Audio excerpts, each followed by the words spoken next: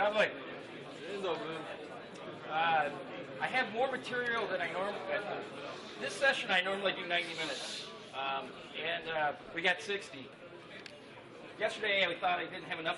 We had way too much time between sessions. This one I'm feeling like we have too little. I'm going to ask to hold off some questions, which is unusual for me because I actually prefer them when they occur. But oftentimes I have found, giving this presentation twice before, sometimes the answers to those questions happen later on in the presentation. So I do want to make sure that your questions are answered. In particular with this talk, I had an ambition. And that ambition is oftentimes there's a challenge. There's a new database style, this whole new SQL movement. And people are confused a little bit as to when they might use one versus another, things of that nature. My focus in here is to educate you just a little bit on Mongo so that you are aware of its capabilities. I think it's necessary because it's fairly new to many people. But my main goal is not that. My main goal is to kind of express to you maybe ideal situations under which it would be a good option and what it can do from a scaling standpoint. So that will be my focus. So there's a lot of things that it can do which we will not cover. So with that, we don't have time for that. There's our agenda. I found it funny because there's this great video out there. We don't have time to watch it, but you should go check it out. If you go Google MongoDB is web scale, you'll see this. It's also not work friendly. There's language in there. There's language in there that you should be aware of. Maybe not around your kids and such. But it's really funny, and it's funny because there's elements of truth in it. And the elements of truth that are there is there's a bunch of people parroting, we should be web scale, so we have to do MongoDB. Right? And so I'm going to share with you a project that I just finished up in late November of last year. And it was a MongoDB project. And when I was asked to come on board to help with it, it was a political website. The ambition was to be the Facebook of politics. So it's interesting. We were going to be web scale, and we can't fail like Twitter. That was what they told us. I'm like, yeah, sure. Okay, we don't want to fail like Twitter. That'd be crazy. We don't want to fail like Craigslist. If you don't know Craigslist, they're on top of MySQL. And they do quite fine. They're really quite good in the States. I don't know in other countries how well they're doing. But it was comical to me. And the one requirement that we had is we had to use Mongo. I was like, really? Why? They didn't have an answer. And so it was really, really quite funny. Now, if you don't know where Mongo comes from, it actually comes from a movie called Blazing Saddles. So it's pretty funny. We talk about Mongoloids all the time, and that's where the term comes from. I kind of find that interesting as well. MongoDB, what is it?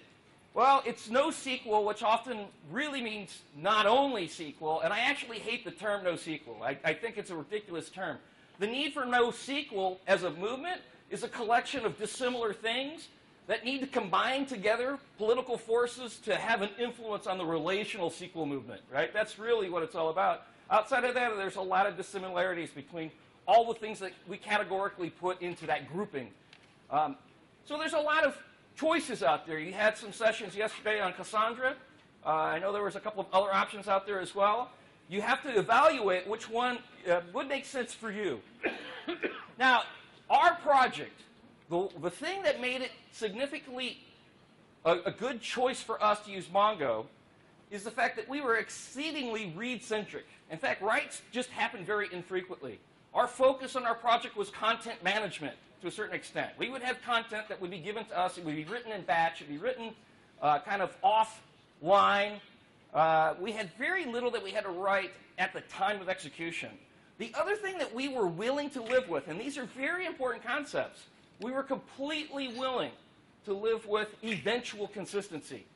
That's a very important concept and allows you to take advantage of things. And we as developers, we're just not used to understanding what the implications of that are. Or we demand always consistency, which doesn't work at high availability. And we'll talk about that a little bit later on. So, what is it? What's its benefit? It's a document-centric database. It's documents, which seems foreign to a lot of people. The document, just think of JSON. In fact, CouchDB is a JSON database. It's very similar to Mongo. The difference with Mongo is that it's a BSON database. It's binary. So we actually have binary elements within the JSON model. The other capability that it has, and the reason why the person who was pushing this, who was technically savvy, he used to be a DBA, but now he was the president of the technical company that was demanding that we create this, right? He was the one with the most money as well.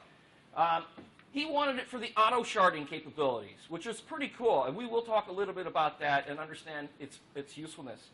Also within MongoDB is the capability of doing MapReduce. We will not talk about that at all in here.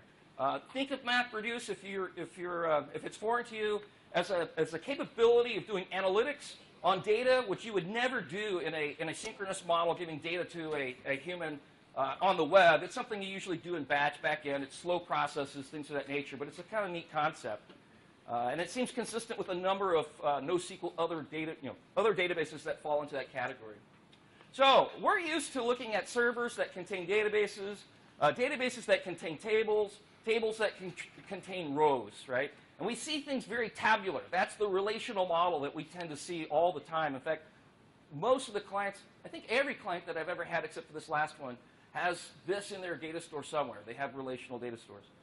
This was a project where we decided to go Mongo and Mongo only, which has also a different consequence to us. We had 2.5 months to deliver. That's what we had. We had a 3-person team, which is a lot to do in a little bit of time with a small team. So I convinced them that we should probably use Grails because we need rapid development.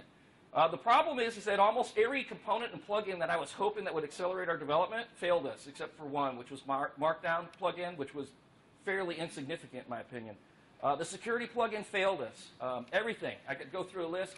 In the area of using Mongo with Grails, in fact, we went with Gorham, had lots of failures, sent some bugs off to Graham, who I know, who's the head guy in the Grails space.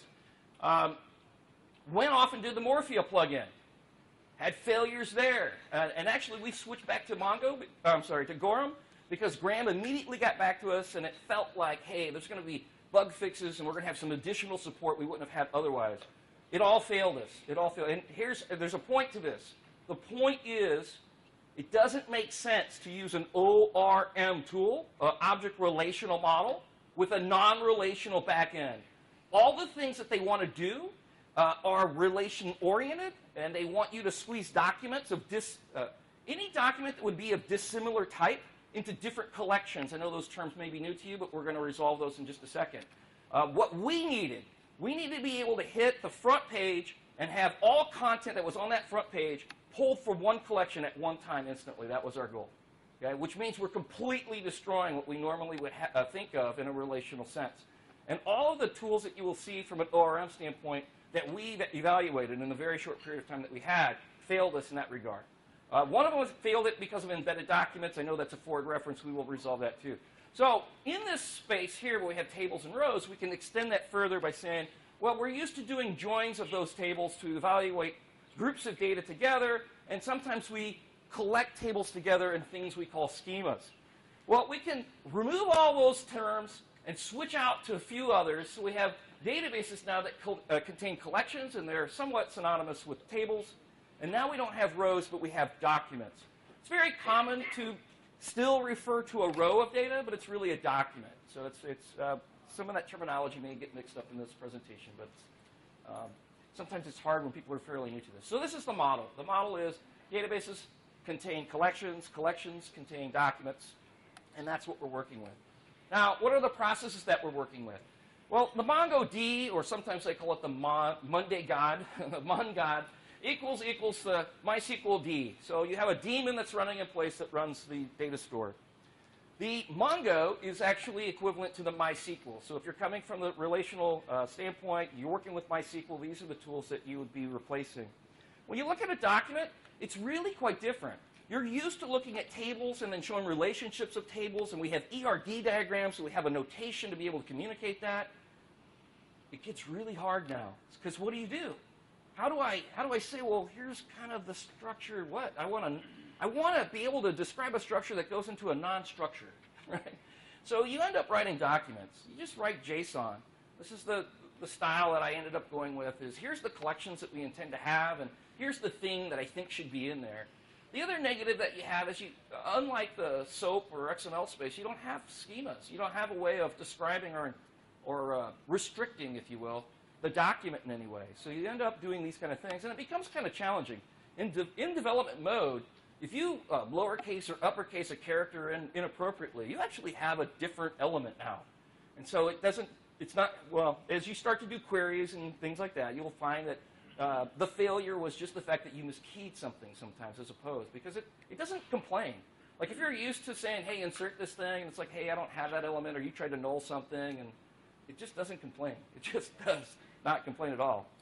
So let's go through the CRUD stuff, and I mean create, retrieve, update, delete, the standard things that will kind of set the tone for what Mongo does. Okay? So the first thing is we need to be able to create a collection. Notice what I said. It's similar to we want to create a table, right? Well, if we created a table, we would never allow our dev team to do that. We've got to call in the DBA, right? There's no DBA in this space. Now, there's probably room for that because there's some optimizations that would be wise to have high skill at. But the fact that I inserted a document into user, where you see db.user, user would be the collection. The first time I execute this, it will create the collection. It never existed before, and now it does. Okay? Notice how odd that may feel to some people. And it may even feel scary. You know, well, wait a minute.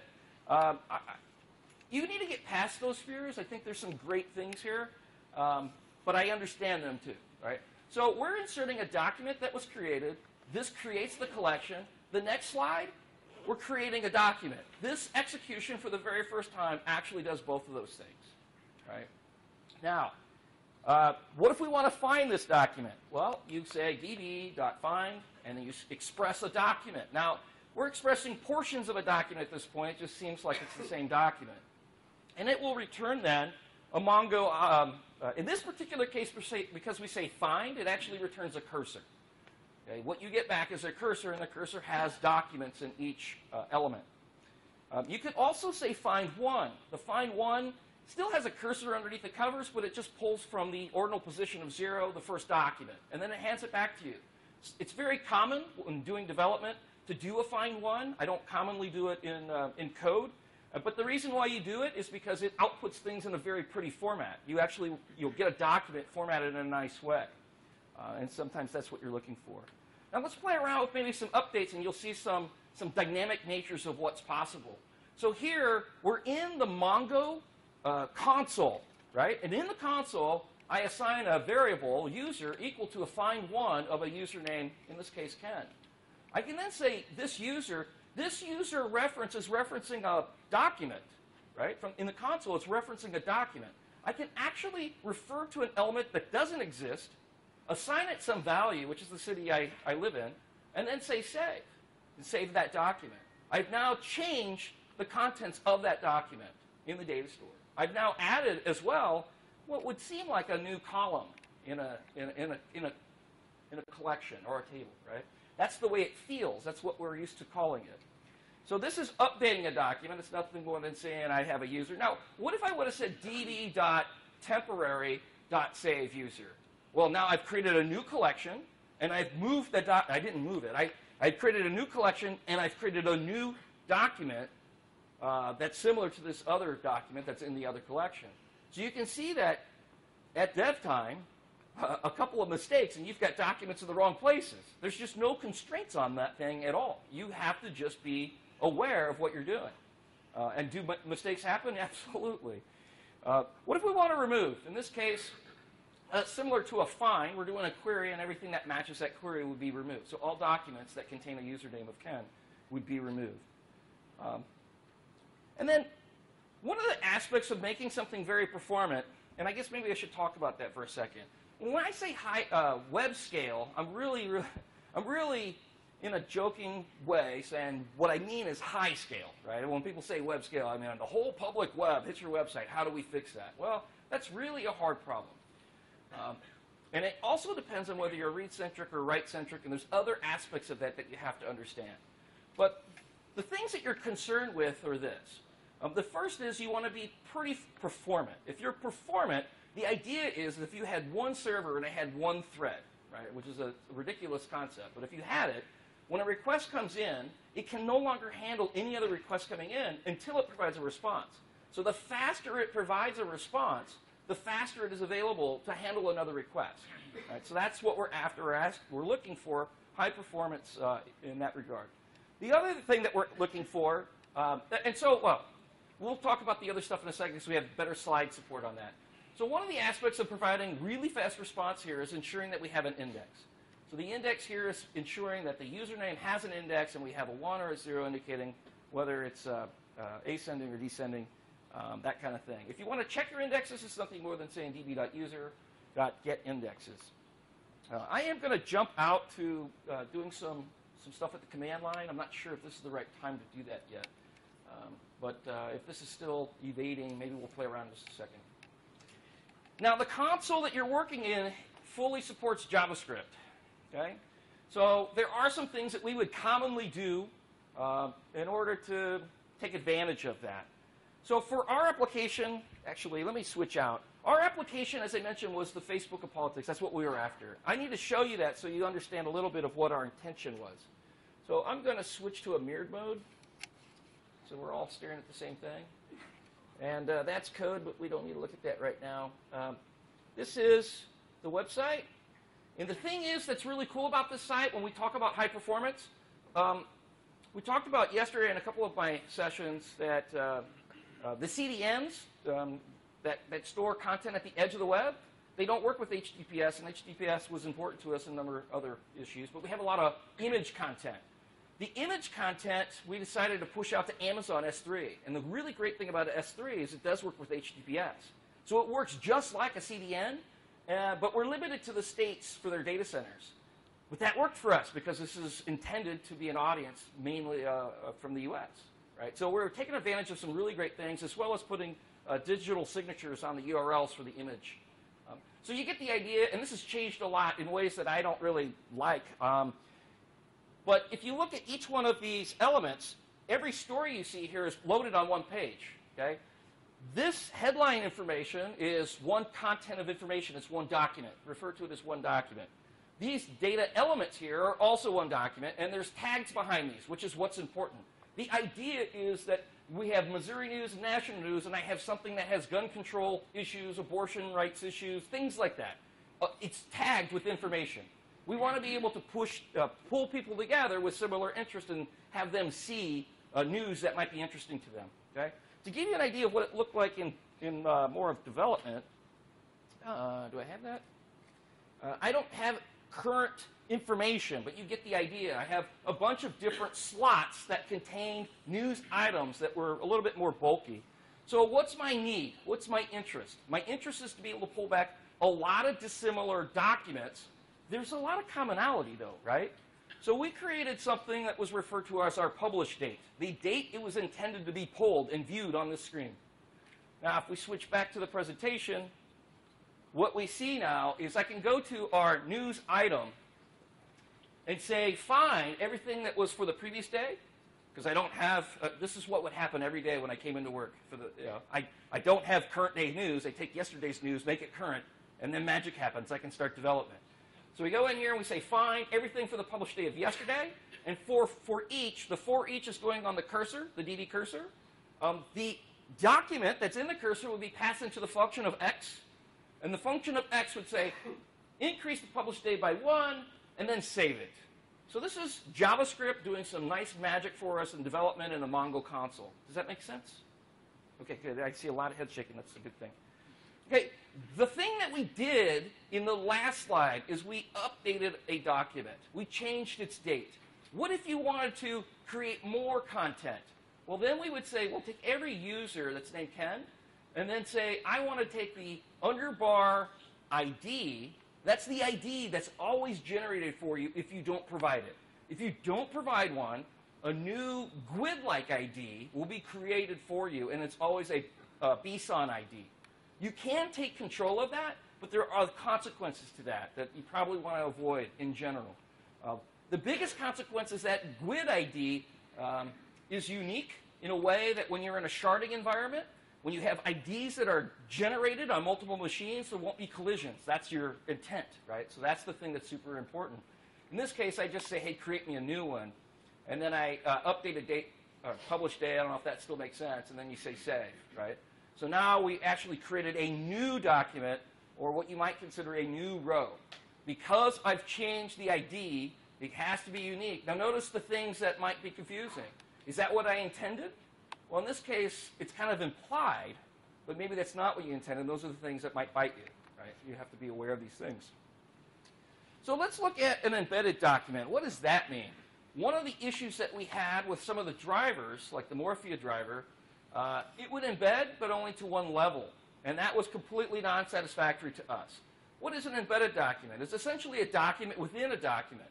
So if we look at this particular example, we have something that looks like a post where we have dates and the author of a post with a title and some text. It's also interesting to point out this part here, the tags. The tags, this is not an embedded document. This is an array. It's an array that's assigned to an element. It's really, really powerful. It's super powerful that you can have an array as a value to an element. It's also really important to recognize, as we'll talk about later in the presentation, that we can put an index on that.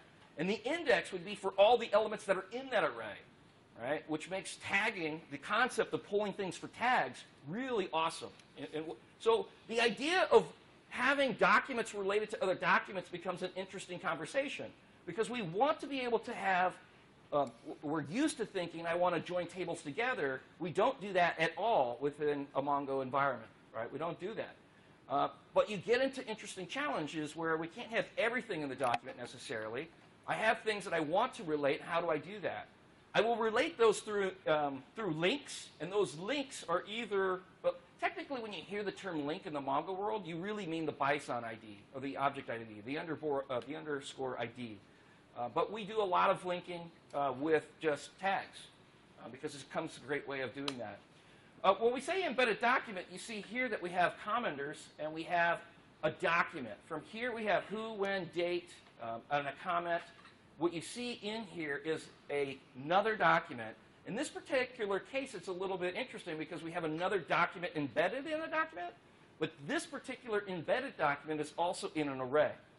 So we've inserted a document that's in a document that's in an array of that outer document. Now, you'll see some things that are also probably bizarre, interesting, at least new, maybe unfamiliar. Here we have the number of voters, and then we have voters. So this number is 5, and that number is 5. This is common. It's common to actually create new content or duplicate content that could be inferred, right? You can discover it or calculate it. You just do it right there in the document. So we commonly will, in the world of the SQL, relational world, you would never do that. You'd go to the fifth normal form, right? And you'd have only one instance of that very thing. We completely are not interested in the saving of drives. Just not interested. What we are interested in is in high performance, though. So, yeah. So with that, here we have a post, and we're looking for a post for everything that is authored by Alex. Here we have a post. We're trying to find everything that's authored by Alex, and we are wanting to sort by an element, in this case a title. Here we're trying to ensure, now so if you want to create an index, I don't know if we've shown that before, here we ensure an index of tags. Here we have a find by tag, and we should be using that index. I'm going to go through a few more slides, and we're going to switch out. Here we have posts we're going to find. Now look at this. Here we're seeing I want to find something that is embedded in a document. In this particular case, it becomes very, very interesting because this is an embedded document that's in an array. So here we have, give me something that's in my contents, where the value is equal to Megan. Now it pulls back. Now what comes back becomes an interesting question, right? What comes back with a find is the entire document. Everything in the document. You want to be aware of that. Document sizing becomes an interesting challenge as well. You want to manage that. But usually, with a good design, they're not terribly big. Okay, we could create a new comment, have Ken on today, create some kind of text, and then we can provide an update. Now, there are some interesting thoughts here. The thoughts that we want to look at are, when you do an update, it's atomic for the document, but it's not atomic for everything in the update. We do not have transactions in Mongo. There's no transactions at all. If you want to ensure that what you did to one collection is in the context of also this other collection, and make that a transaction, it's not possible. That doesn't exist. Within a collection, For a document, it is atomic. So if you remember, we had voters and we had a number, and had number 5, and we had the string text for the usernames for those voters. We can be sure that with the right construction of our query and update, that the number will always be equivalent to the number of elements in it. Okay? But we can't guarantee almost anything else. So we see some new keywords that might be worth pointing out. Here we're doing an update, and to this first comma, this is the query. This is the documents we're looking for. So we're looking for any document that's titled with this title. Probably wouldn't do this query, really. You'd probably do it off an ID, or you do something that's a little bit more constraining. But it is possible to do things like that in a batch update. Right? So we're looking at every document that has this title, and then we want to do some kind of action on the update. There's a whole slew of additional keywords, and you basically just have to go through looking through the help pages to discover them. Some of them are atomic, and some of them aren't guaranteed to be atomic, and so you have to evaluate those concerns as well. And they always start with this $ in front, so they're pretty easy to pick out when you see the query. In this particular case, we're pushing. So we're pushing into comments this new comment, which was created up here. What is a push? A push is I want to add to an array. Okay? I've created, in this particular case, a document, but it doesn't matter. If I'm pushing anything, if it were just a string, I'm pushing that into an array. Look, we can push a string, we can push a document. I'm also incrementing a count. So we say comments count 1. I'm incrementing this value, this property, by 1. This thing is guaranteed to be atomic. It will all happen at the same time for each document. Now, what are the consequences of that are worth pointing out? What if we had 5 documents? And I can guarantee that I push that comment in the count on 1, and then maybe the second one, a query comes in and somebody's reading, and I have a state by which 2 of them have this new comment with a new count, and 3 of them don't. That's what I mean when I say eventual consistency, right? I'm saying eventually they hit refresh again after this update is completed, and everything's as it was intended, right? That's what we mean. So what are the consequences of that? What if you had a thumbnail, an image that you had for each poster, right? And the user goes in and says, you know what?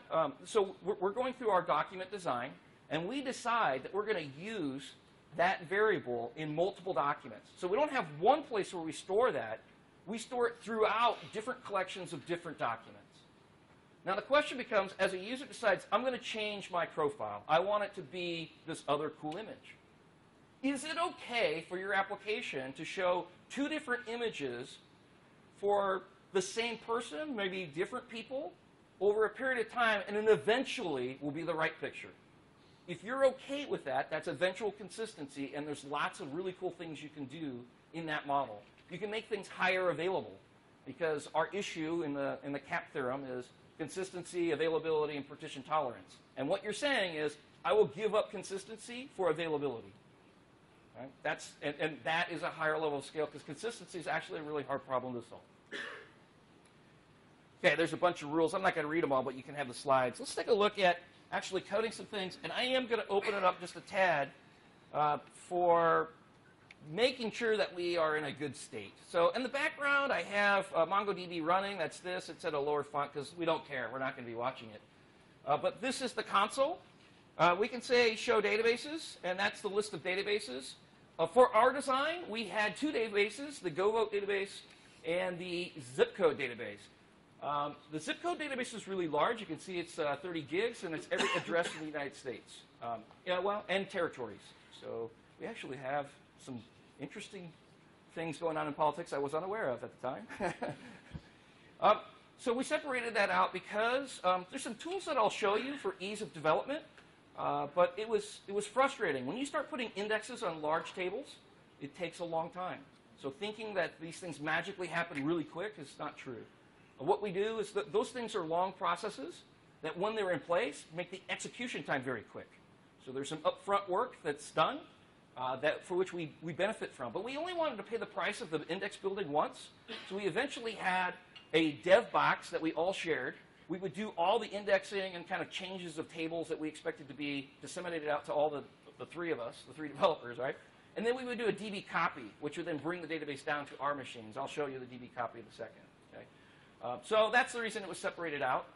And you can see that we are, well, let's actually create a new database, yeah? So that's nothing more than saying, well, let's use Poland. Now we're there. It's done, right? We've created a new database. The thing is that's interesting about that, if you're curious, I don't know if it's worth going out to. Do it, I guess. Your default location for these things would be DataDB. Obviously, you could change that. If you start it up just fresh, download, that's where things are going to end up. If you take a look out here, you can see that we have a couple of locations where I have GoVote, and I have Boston. I have a couple other things. But you'll notice there's no Poland. That's the point. We said we wanted to switch out to a database called Poland, but it doesn't exist. It's all in memory. So now let's talk about some consequences. One of the things that you would probably recognize, I don't know if it was covered yesterday because I missed it, but with Cassandra, it's focused really on write scale in a way that's durable. That would probably be a better way of saying it. MongoDB is focused on scaling, but oftentimes the things are less durable. This actually happens in memory. It's not written to disk right now. And in fact, notice there's no collection. There's nothing there, right? So let's go in here and let's just assign, I don't know, let's say we're going to create a new document. We'll say that the username is Ken. Yeah, that's probably sufficient, yeah? So we have a document now. Say DB. Now we're in a database right now. We're in the Poland database, right? Say user. We don't have a collection yet. We don't even have anything on file yet. Dot insert user. Let's go back out to the file system. You'll see that Poland has been created. We now have something that's durable. Now, we can't guarantee when that's written. We do know that there's a transaction log, and recoveries are not as bad as people make it out to be. So don't be confused by that. We have an ability to trace the fact that this happened. Not always does it write to disk immediately. It does here because it's a very simple demo. We don't have a new load. All right. So if we go back to our demonstration and we say db.user.find, if I specify nothing, you'll notice that the underbar ID is now provided to us, and now I have a document. I only have one, though, right?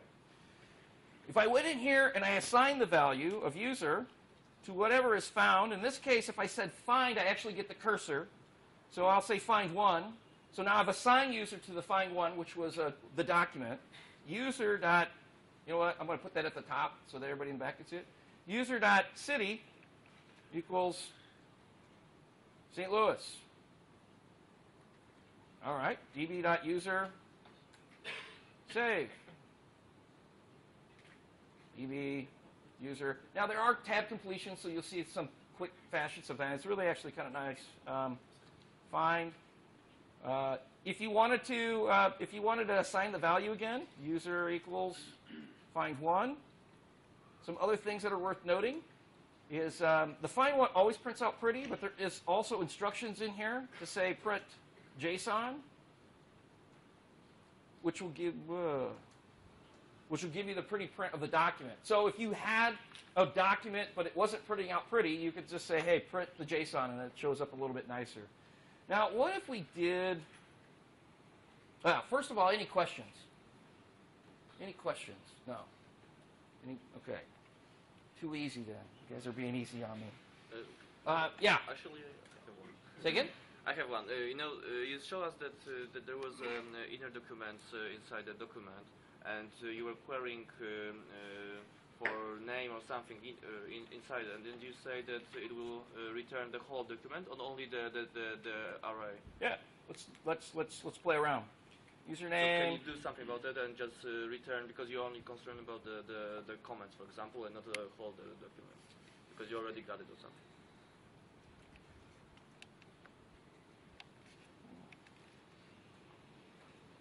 Oop. Gotta be careful. Gotta be careful. This is where I get tripped up a little bit. Yeah, see?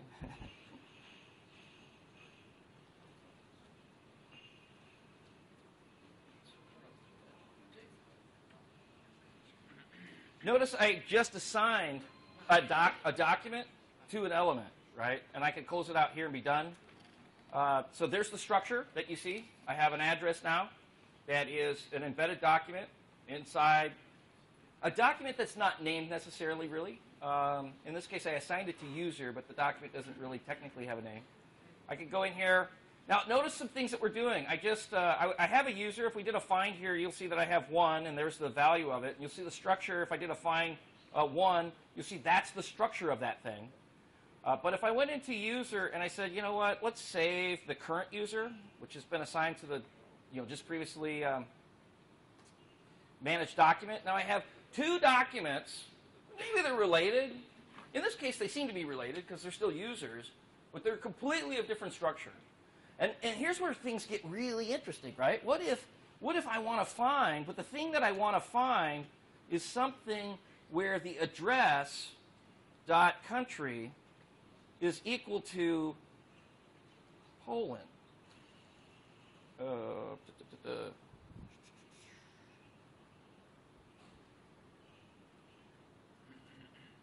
And there it is.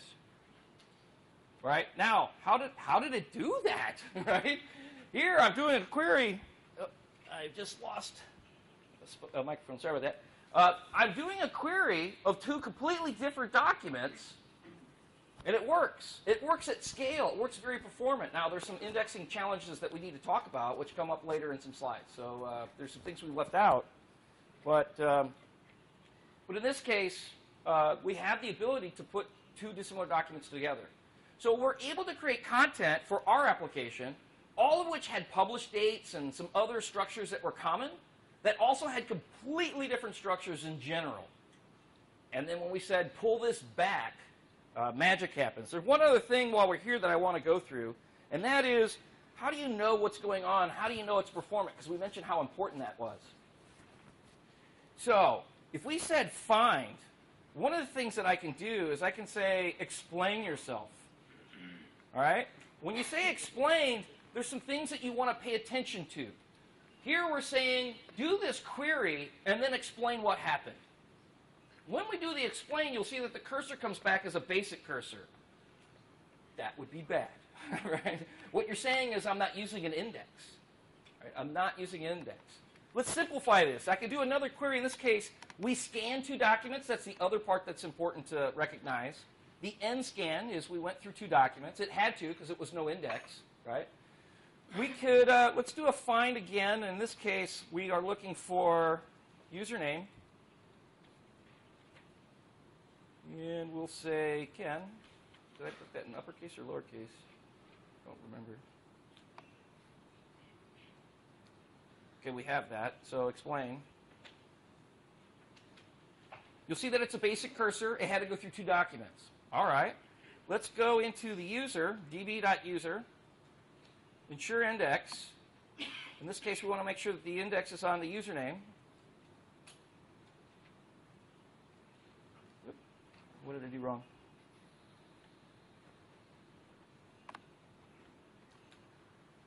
Username's not, did they? Oh, cool. Yeah, thank you. Good call.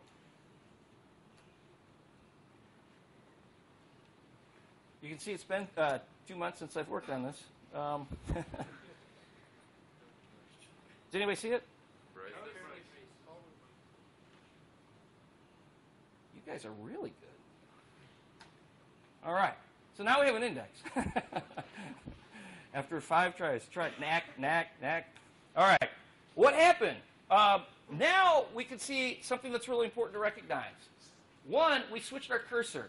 I'm sorry. Yeah, our cursor. So the cursor now tells us this is the index we're using. Now, you probably, in a real database, are probably going to have multiple indexes. It's telling us which index it used. This is the one that was used. That's important to recognize and know. The second thing it tells us is the or the n-scan.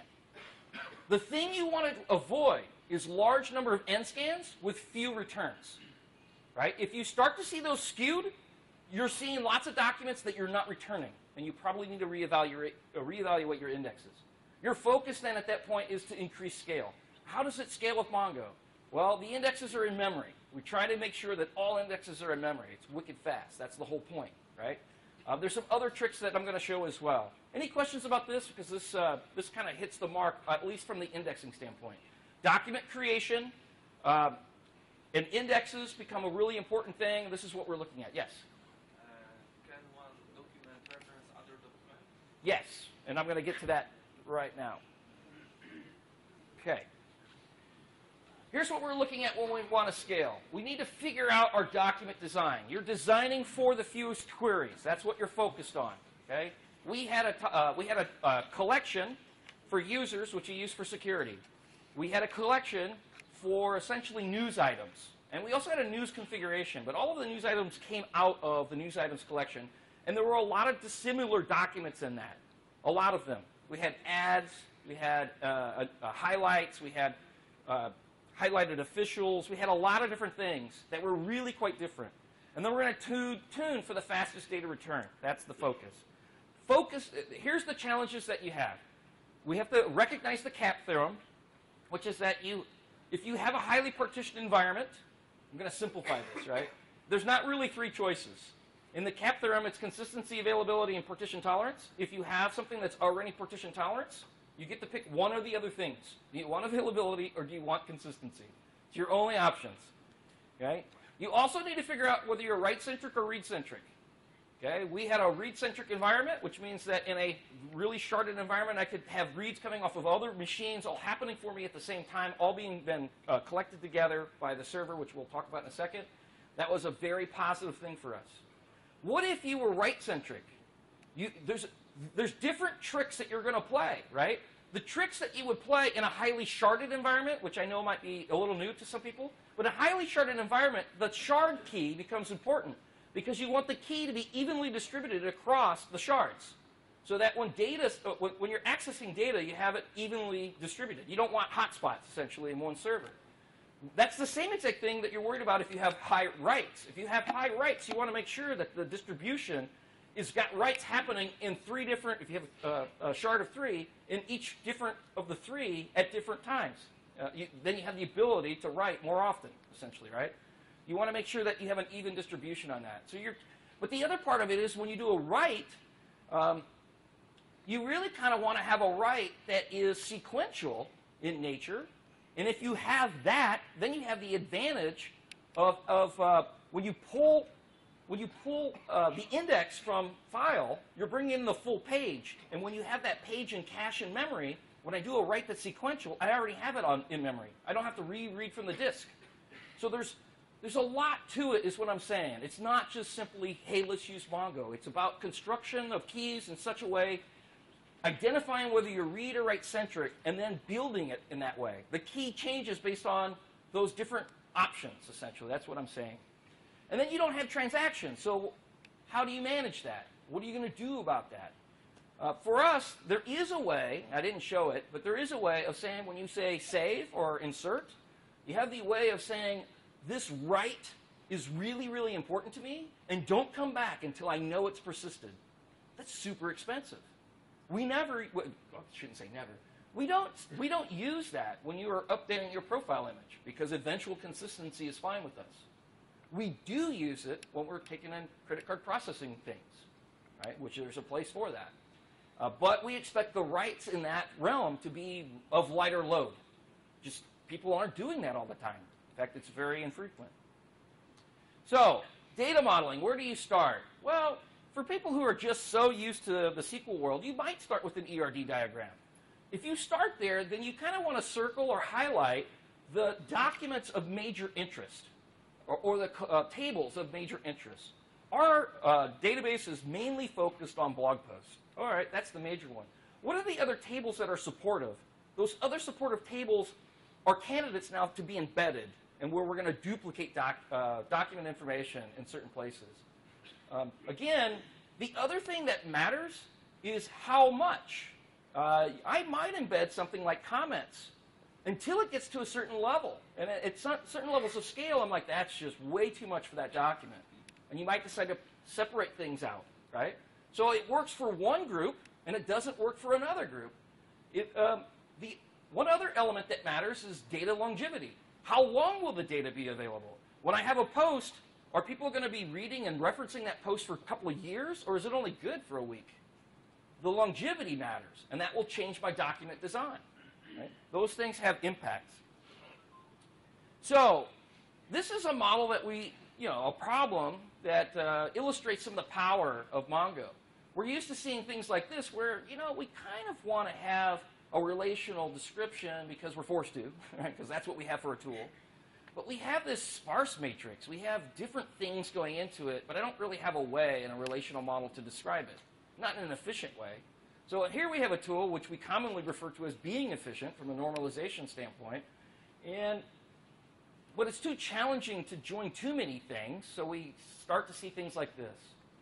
We can easily describe this within a Mongo world, and it looks like this, where we have the type, and it's a circle, and we have another type, and it's a square, and they have completely different data sets.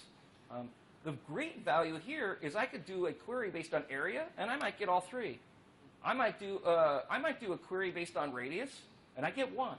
One's the only option for this particular collection at this point. But you need to create the additional index. What was the question? You need to create additional index for... Perfect, yeah. So the next slide indicates that if we want this to be performant, we also see some other keywords, right? The other keyword we see here is I'm looking for greater than. Now, while we're here for a second, let me describe one other problem. In our project, one of the problems that we knew we were going to have is we were going to have polls. These are basically questionnaires. We're going to ask questions, and then we were going to show neat little graphs, right? Well, I needed a keyword which was to and things. The version of Mongo that we were on at the time when we started this didn't even have that keyword. In fact, I found it on the web, and it's like, oh, yeah, that's slated for Mongo 2. At the time, I think it was 1.8, right? This is new stuff. you may have some challenges with what's available. It's pretty good. It's really great, I think. But my point is that there are things on the roadmap still, things that are almost obvious that you would want those things, and they just don't exist. So here we have a radius that's greater than 0. If you want this to be performant, which was the comment that we heard, now we need to create an index on radius, but not everything has a radius.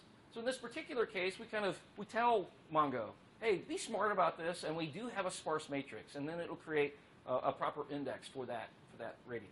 All right? So we have, this is actually really beautiful. I just can't say, from an architectural or design standpoint, you have the ability to create completely dissimilar documents and then index in a way that's super performant. This is why you can have, if you're familiar with the relational model, there is a pattern that I see commonly, which is the EAV pattern, which is entity attribute value. And essentially, it's 3 tables that you can store anything in. Because what you would normally have as a column is a row, and then you have a relationship of what that row and the other table has for values. And it's a pattern that's easy to write to, but never scales on reads. You can never scale it, because it's always a full document read. It's well, in this case, a full table scan. It's always a full table scan. But there's a need in our industry commonly, depending on your problem domain, to be able to, you don't know. You want extensibility. You want the ability to have extensible properties and values for different project needs. And the only way to do that would be an EAV pattern, and it just doesn't scale. Here you have a solution that works exactly in that way, and a very scalable solution that's completely, you can add an index at any point in time. Now there's, again, you want to be careful. The indexing does take time on large documents, large collections. Okay, so your use case. What is your data access? You're focused on use cases. Yes? Can I have one more question? Because you showed us that this greater than is the new one, right? So, but Mongo doesn't support map and reduce, that you can write your own map function. So you could just go through all the collections and just, Yeah, so if I understood it correctly, the question is hey, there's limitations that I'm describing on certain operations, and could we get around those through some kind of map reduce? And the answer is absolutely. But that doesn't solve our problem. We do nothing on our project yet with MapReduce, and I would never use MapReduce as a performant way of getting values back to on a query. So where it does solve the problem for analytics and for offloading and for things that I'm willing to pay the price for, I would never do that at high scale. That's my point. So actually a really good point to make, because you want to make sure that you can see the whole capability of the system. but my target is high web scale, right? Use case. It has to be use case focused. Your document creation is changing based on access of data. It's very important. And longevity we talked about. So we've already identified that. So our constraints, absolutely no joins. We're not doing joins. Well, what do we do if we want to have two documents that are similar? I think that was an earlier question. We would do linking, which I'll show and talk about in just a second. And there's absolutely no transactions. Okay. How do you know you're doing it wrong? If you have code that has nested loop joins, essentially, where you're getting a cursor back, and for every document, you're hitting the database again for some new information, there are times when you may do that, but this should be a big sign that you're doing it wrong. Okay? You should be collecting some kind of tagging system that would allow you to pull all those back in one swoop, which is also how you would link things together. Okay, so this document is going to be used for some of the other, for the future slides. So kind of soak it in. We've seen it before. It's nothing more than that post with tags and comments. So in this particular case, what we're looking to do is we commonly want to refer to this document by who commented it. Again, the focus is this social? And we're really interested in who is posting on a bunch of different similar things? Or are we really interested in just the post itself? And so creating the index will change based on the usage model. Notice we can create an index on the embedded element. That's very, very important. Here we're doing a find of tags.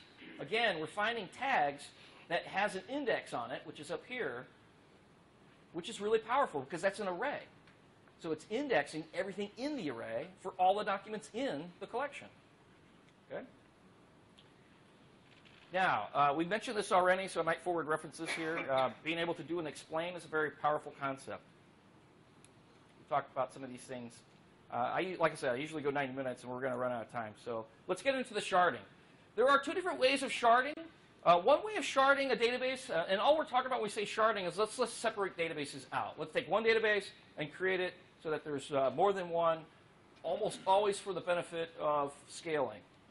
Sometimes for fault tolerance, but usually for scaling. Okay? Now, the rule is if you can't split it, you can't scale it. So you have to be able to split it. Now the decision is how do we split it? One way of splitting it is take clusters of tables and putting them in different databases. And what's the problem? As soon as we get to that world, now all of a sudden I can't do joins in the database. The whole point of a relational database is it could do these joins and have referential integrity. And as soon as I take tables and I put them in different databases, I've destroyed most of the benefits of a relational database. Right? So at scale, the consequences that we talked about within Mongo already exist even in a relational model. Because if at scale you switch tables and switch them out into two different databases, you've just destroyed referential integrity and a bunch of other things. Okay? The other way of sharding would be to take a table, let's call it the user table, and I'm going to take rows in that table and store it in one database, and I'm going to take rows and store it in another database. So I have the same table in multiple locations. This is exactly what happens in Mongo. But the beautiful part here is unlike think about the problem there. What happens in a relational database where I've done that? Now all of a sudden I have to ask the question, well, you're looking for Ken, and he's in the database that has the G's through S's, right? And you're looking for Adam, and he's in the A through whatever. That application logic is in your code usually, in many of those places. And all of a sudden, all the tools that you're used to for high productivity, like JPA and Hibernate and all that, you can't use it. It goes out the window. You can't, right? Now, things may have evolved since I've used those tools. Maybe they're getting there. I don't know. I know they're working on things like that, so I don't want to state something that's not true. Within Mongo, what happens is that partitioning that I described, where we separate different rows into, or in this case, different documents into different collections of different databases, happens automatically. It's really brilliant, based on a shard key which you provide. So in this case, we have three different machines. We have Alabama through Arizona. You can see kind of a breakout of information. That's our intention. So what it would look like is eventually you have a shard key. The shard key becomes extremely important to pick. It's also really hard to change. So once you decide that you know you're going to shard or you think you may shard, having a good understanding of a good distribution key is important. Okay? In other words, it's not something that's sequential. If you have a sequencing key, that's a problem. That's a problem. Because what will happen is over time, and Mongo does this for you under the covers as kind of a, again, automatically. As it starts to see hotspots and things are growing in one shard and things are smaller than another, it'll repartition things. And if you have an auto-generating key, what will happen is all the hits on the rights are in one machine, and eventually it's like, okay, let's move stuff around again, and it'll have to re-index a bunch of stuff and recalculate, and it's just a mess. So what does Mongo do for you? It's automatic sharding. It's automatic. If you're in this configuration, it's automatic. Okay? It only shards if it needs to, if there's an advantage. So it's not going to push everything across 3 different machines if all you need is one small collection. And it's auto-balancing. So there's a bunch of really great things that happen for you under the covers. We need to talk about 2 different things. One is the shards, the other is the replicate sets. With replicate set, our focus is to make sure that we have redundancy or fault tolerance. There are 2 different models, but the one that's suggested is the election process. So 3 different replicate sets start up, and they have an election process, and they go, yeah, I'm chief, right? And so that is the model that you would commonly use. And as soon as the chief goes down, and we've tested this, which is really cool, as soon as you kill the chief, there's an election process, and someone else becomes chief. It's great work that they've done. Sorry, question. What happens if the chief resurrects? He will be involved again into the question is what happens if chief comes back? The previous chief, we should say, right? He will then be involved again. Everybody will recognize that he's now there, but he's not chief anymore. And whether an election happens again, I don't know. I don't recall. But regardless, he's now involved in the replicate set again. So that's the important aspect. If you want to start replicate sets, this is how you do it. You can see that the notation here of another machine is intended that those are 3 different machines that I'm on. When you say, hey, you're in a replicate set, and here's your name. Here's your standard configuration. You're going to have a Mongo S, which is the Mongo server. It fronts everything. Okay, this is there's also a Mongo C. So you start up configurators, which are necessary for Mongo S's to evaluate what are all my keys, what's the routing tables, what's all my indexes. All those things happen here with Mongo C. So as soon as we add a Mongo S, we have to have Mongo Cs, which are your configurators. And then we have replicate sets and shards behind that. This is a very common model to see. This is exactly what we went with. We had 3 different shards with 3 different replicate sets. We had shard 1 on one machine with replicate sets from the other shards on the same machine. Does that make sense? So now we had, if one machine went down, we would still always have all shards and at least 2 replicate sets. And of course, these are virtual machines. So Mongo S's and Mongo C's we've talked about already. Here's the model that you look at. And from a client perspective, all you have is you have a reference to a Mongo S. Again, that would probably be fault tolerant. So you'd have a couple of them, probably 3 running.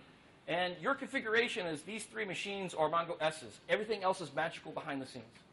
So when you do a read, what happens is Mongo S goes, I know how things are sharded. It actually gets 3 different processes at one time pulling queries, pulls them all together, and you magically just see one result. Now we have to start talking about how do I manage this thing. So within Mongo now, I can go and say, give me or print the shard status, and I have detailed information on how all the shards are doing. Okay? And this is, as we talk about web scale, the first thing is document design. This by use case, by how you're going to access the data. The second is on keys, making sure you have the right indexes. And the third aspect is making sure you have a healthy set of shards and see how they're managed. With that, there's a couple of other tools that are worth noting. I commonly will do database copies through db.copy database. I also have a Gradle plugin for this because I was doing it too often and I created a plugin. So if you want that, send me an email and I will make sure that you can gain access to it. Cloning collections, dropping tables. This is all inside the Mongo console. These tools out here we would also commonly use. Pretty great stuff where I can get stats. This is like top for Mongo, right? In fact, let's go look at it. Kind of running out of time, but so let me clear this. So it's going to, by default, connect to my local machine. And you can see how we're accessing all databases, reads and writes, just a top, right? What's going on? How fast are things?